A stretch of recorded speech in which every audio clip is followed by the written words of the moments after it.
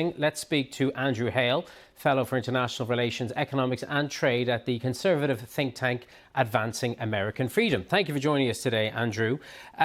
Key question, can the USA count on this economic dominance continuing into the future? Well, I mean, we are the wealthiest country in human history, and our citizens do have a very large standard of living compared to other countries. I would say the largest security threat to the United States as we look forward to the next 250 years is, of course, the fact that we currently have racked up 39.3 trillion in national debt, and we pay 1.3 trillion in interest on that debt every year. So to give you an example, within the U.S. context, if you were to abolish every government department in Washington at the federal level, and except for the Pentagon, Department of Defense, and the entitlement programs, you'd only take off 1 trillion on that national debt. So that's our largest threat to our economy and our society. So it behooves, and both the Democrats and the Republicans have not come up with reasonable programs to address that so far. No doubt, a lot of debt has been accumulated, and even more over the last few months with the war in Iran.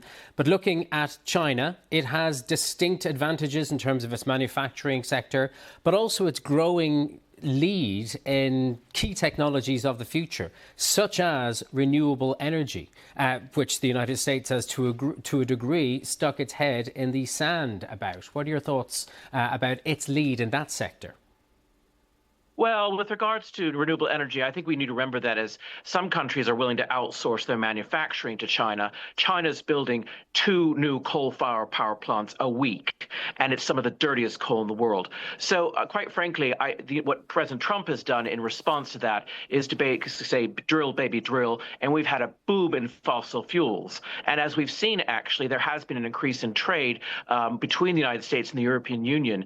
And, of course, some of that could be the fact that, and it is the fact that because of the war with Russia and Ukraine and the sanctions, Europe has had to purchase more fossil fuels from the United States. And it's also not a good look when the United Kingdom has closed down its North Sea oil production and is purchasing oil fuel from Norway from the same sources. Imagine a world, though, in which we weren't so dependent on fossil fuels and we weren't held to ransom by the likes of Iran with the stranglehold it's had on the Strait of Hormuz. Is that not reason enough to invest in renewable energy? Not least the fact that it now pays for itself as well. It's no longer a lost leader. Well, I wouldn't agree with you entirely on that because, what do you do when the wind doesn't blow with regards to windmills or when the sun doesn't shine with regards to solar panels? And we really haven't yet come up with a form of renewables that can compete with fossil fuels to fill our national grids, particularly at a time when we're going to have so much more bandwidth with regards to AI and all the AI data centers that are going to need to be built to facilitate that. So I wouldn't quite agree with you on that. We're still going to need fossil fuels, and particularly developing countries, so they can actually come up to our level, will need to basically do what we have done, built our economies on fossil fuels. There are batteries, of course, but Andrew Hale, we'll have to leave it there. Thank you very much for joining us.